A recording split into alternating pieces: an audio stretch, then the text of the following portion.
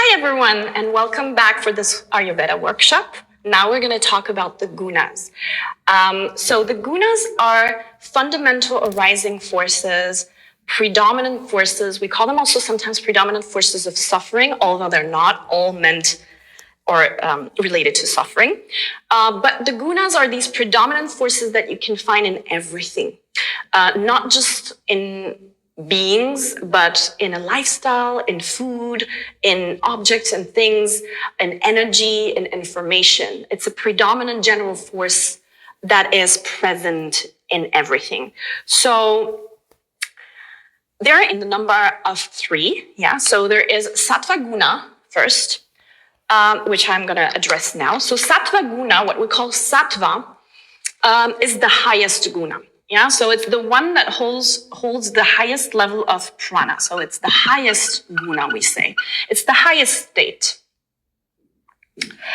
And what we mean by that is that yogis, such as us, yeah, when we are embracing a yogic path, we want to tend towards sattva. We want to go towards this highest guna. We want to reach that state of harmony. So it's that state of harmony and balance.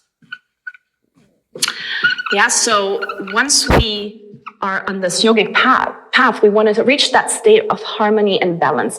And sattva guna is also the state where lies the true self.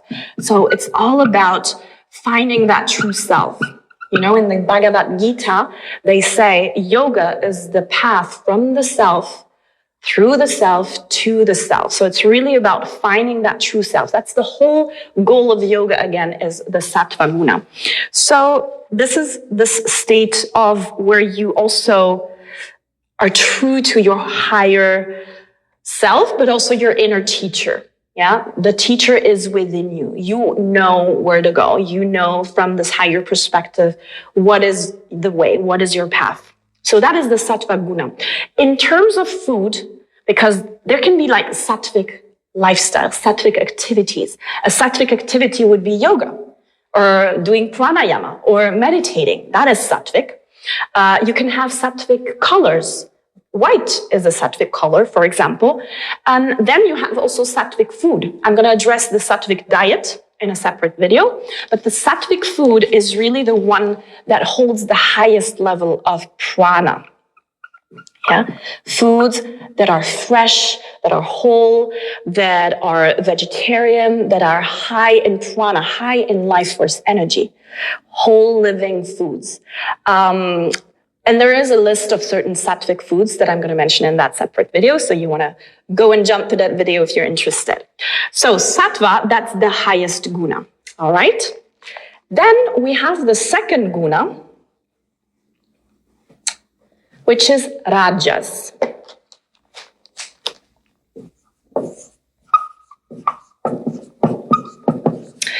So rajas is nor good or bad. Yeah, it's an intermediate kind of state where it's actually meaning activity. It's action. It's activity. Yeah, it's all about action, activity, and the role that we have in life.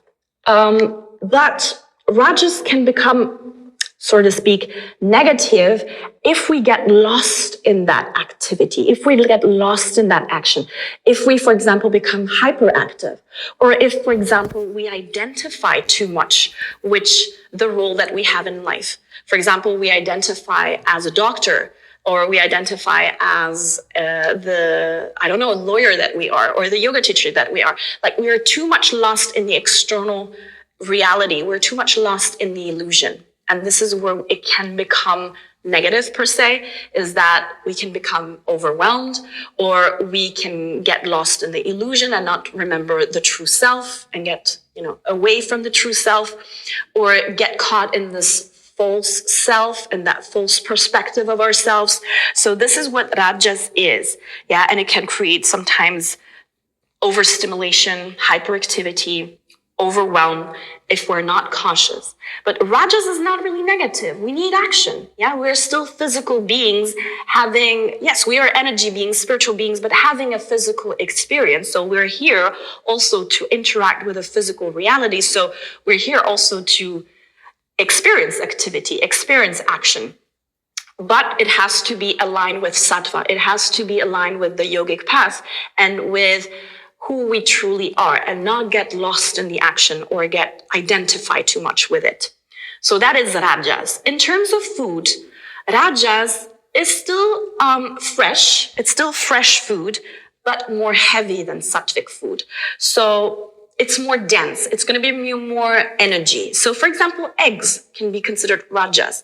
Raw eggs in particular. Raw eggs give that extra density, that extra energy that sattvic food might not have.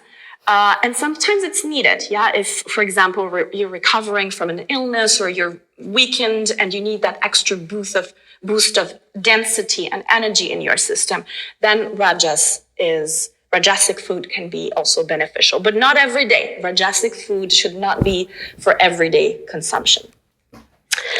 Okay, so which leads me now next to the third guna, which is tamas. So tamas is more of a negative guna in the sense that it's the state of ignorance. It's the state of laziness. It's the state of darkness. Yeah, that's what tamas is that state that is completely opposite to the true self. It's the false self. It's when we are completely in that ego trip and lost completely in the illusion and we don't remember who we truly are on a soul level. That is tamas. And in terms of the physical body, yeah, that's the state of when we're more lethargic. We have no drive for life. We have no drive to go and, serve our higher purpose. We're in this lethargic and lazy state. We're heavy. So this is the state of tamas, and it's the complete opposite state of sattva. Yeah.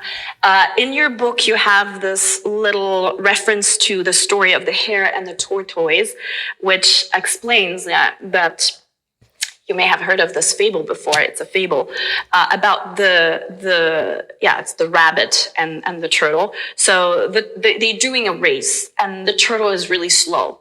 But the turtle goes at its own rhythm, yeah, and keeps going and keeps holding on. And the rabbit instead is very arrogant and thinks he's going to win because he knows he's so fast. So he's completely lost in his ego trip. And he thinks he's so fast and so strong that he can sleep and take a nap. And when he wakes up, the turtle is almost at the end line, and he runs and tries to catch up, but in the end, he loses the race. And this is a very good example for tamasic behavior, is when you're too arrogant and too in your ego trip to see the truth. Yeah, so this is tamas. In terms of food, tamasic food is all you can think of in terms of bad food. So it's like processed food. Meat is also considered tamasic. The meat is something also that in yoga we try to not consume because of the principle of the limb of yoga, which is ahimsa, which is non-violence, because we don't want to eat animals and hurt other living beings. And in Ayurveda, we say that meat can cause hyperacidity, or an acidic body. So it's very hard and slow to digest, and it can create metabolic waste, as we've seen from the factors of balance video that I've. If you want, you can check that. So it's processed food, meat, fish, canned food, tinned food. Onions and garlic are also considered tamasic, not because necessarily they're bad. It's just that it's not for daily consumption. Onions are set to cause irritability. Yeah, can make you irritable, and then garlic can drain your energy. And it's sometimes really hard to digest. Also, some people have a hard time. It can prevent them from having a good sleep if they're eating it before sleep.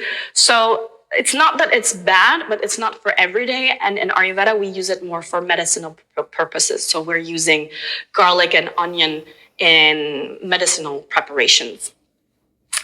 Alcohol, of course, is also tamasic. Yeah, because it disbalances actually the 3 doshas. And so is coffee. Yeah, so sorry about the coffee lovers, but coffee is also considered tamasic. It causes acidity in the body. So yeah, there's like a list of these foods that are considered tamasic and which can lower our vibration and which can prevent us to get into the sattvic state and reach greater awareness. So that was it. These are the gunas. I hope you enjoyed it, and I see you for this. Food should not be for everyday consumption.